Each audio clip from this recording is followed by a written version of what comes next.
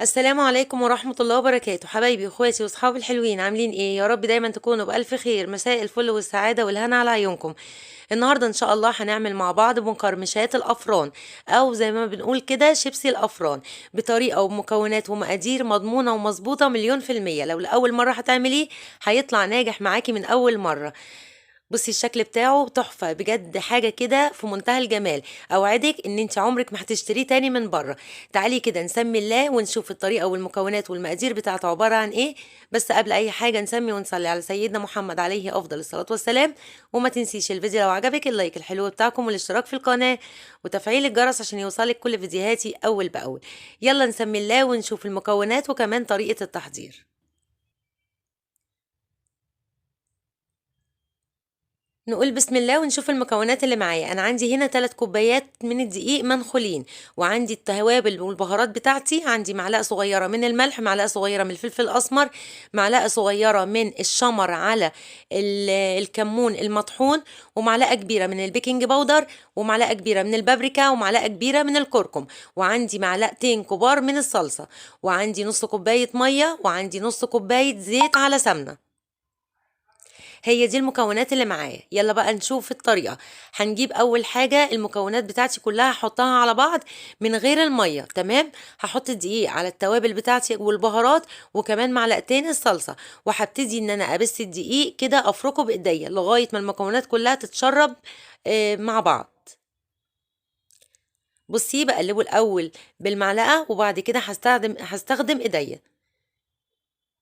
اهم خطوه في المقرمشات بتاعتك النهارده او شيبسي الافران بتاعك النهارده ان انت تبسي كده الدقيق مع المكونات الاول قبل ما تحطي الميه. بصي افركيها كده بايديكي، تمام. وانا كل المكونات بتاعتي والمقادير هسيبها لكم ان شاء الله في صندوق الوصف. بصي تبسيها كده لغايه ما تحسي ان كل المكونات اتدخلت مع بعض وبقت عامله زي رمله البحر كده. بصي اهي. دلوقتي بقى هنبتدي ان احنا ننزل بالسوائل بتاعتنا او الميه بتاعتي. انا عندي هنا نص كوبايه من الميه الدافيه، تمام. وطبعا كل دقيق بيختلف نوع عن التاني. انا هنا زودت كمان ربع كوبايه، يعني 3 كوبايات الدقيق احتاجوا معايا كوبايه الا ربع من الميه. ممكن يزيد او يقل معاكي طبعا على حسب نوع الدقيق. دلوقتي بقى هتبتدي ان انت تلمي العجينه وتعجنيها عادي خالص. بصوا انا حطيت الاول نص كوبايه، لقيت العجينه بتاعتي بصي ناشفه معايا يابسه، تمام. هبتدي ان انا ازود ربع كوبايه. زي ما قلت لك انا احتجت كده كوبايه الا ربع.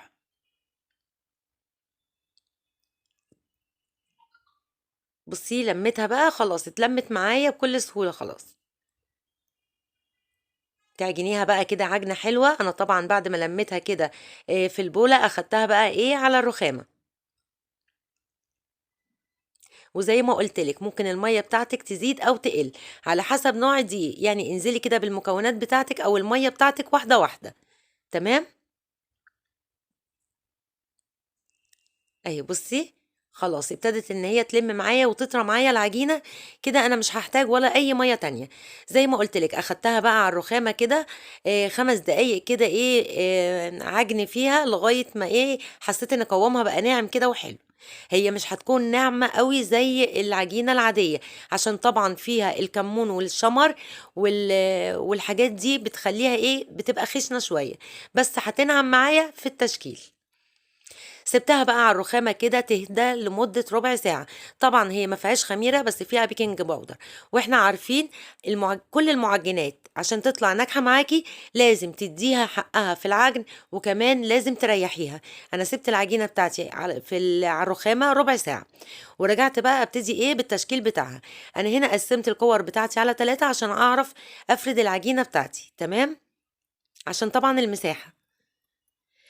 هاتي بقى رشه كده من الدقيق وابتدي بقى ان انت حطي اول كوره وابتدي افرديها. الفرده بتاعتي النهارده عايزاها تبقى رقيقه قوي، يعني انا عايزه العجينه بتاعتي النهارده تبقى السمك بتاعها رقيق خالص.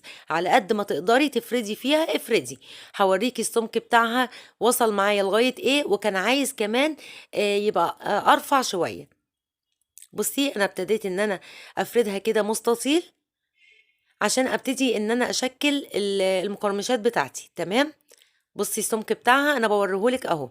بصي رقيق ازاي، على قد ما تقدري تفردي وترققي فيه اعمليه.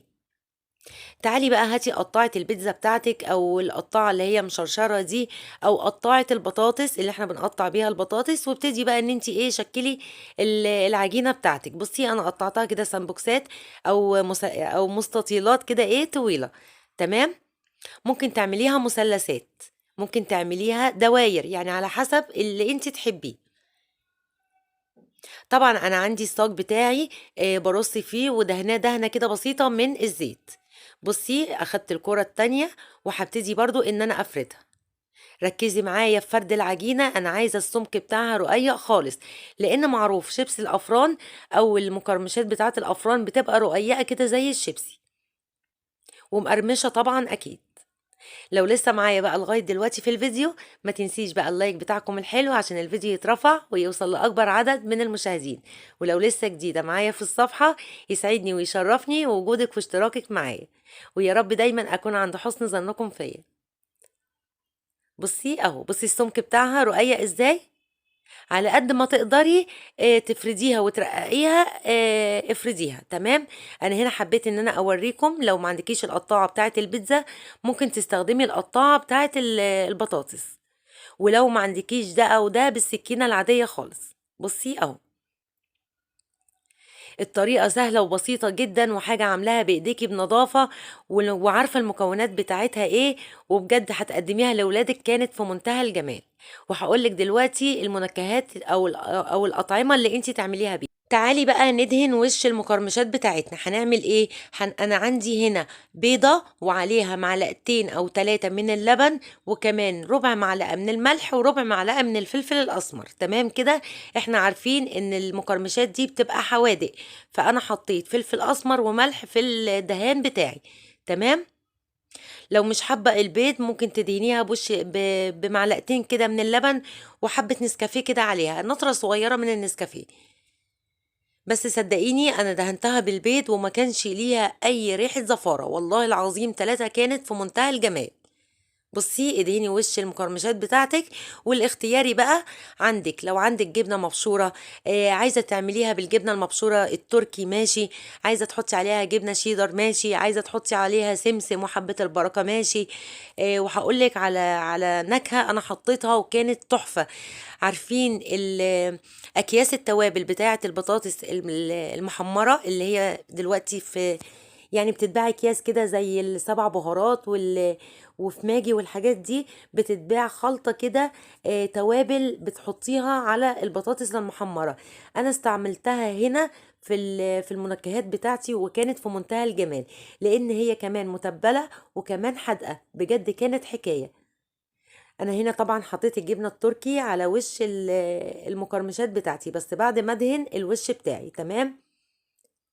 وهعمل لكم برضو ايه نوع تاني، يعني انا عملت جزء بالجبنة وجزء بالسمسم وحبة البركة، وعملت جزء تاني زي ما قلت لكم كده بالخلطة بتاعت التوابل اللي هي بتاعت البطاطس المحمرة. بصي اهو، ادهنيه كده ايه، رشيه كده على الوش وهو هيلزق من غير ما تتكي عليه ولا تضغطي عليه ولا اي حاجة. هو هيلزق على وش الشيبسي بتاعي. بصي في منتهى الجمال. بصي اهو، هو ده بقى الكيس اللي انا بقولك عليه.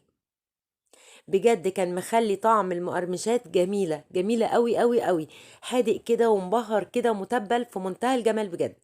يعني ده بجد اكتر طعم عجبني. اهو بصي رش كده على الوش بتاعها من غير ما تضغطي ولا اي حاجة. تمام كده. تعالي بقى للتسويه بتاعتي. انا هدخل بيه الفرن على درجه حراره عاليه، وانا عايزه المقرمشات بتاعتي تبقى مقرمشه، يعني هستنى عليها كده واتابعها لغايه ما تديني القرمشه الحلوه. تمام. واللون الذهبي الحلو خلاص.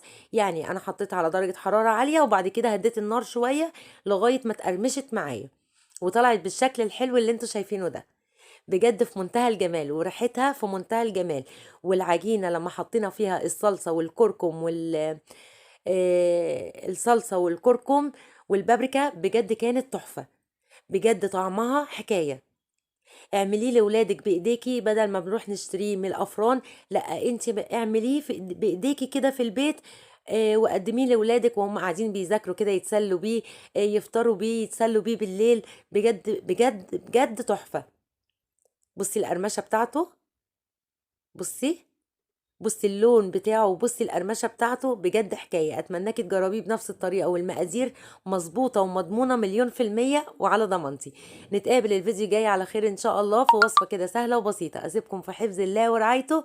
اتمنى لكم كل الخير والسعادة.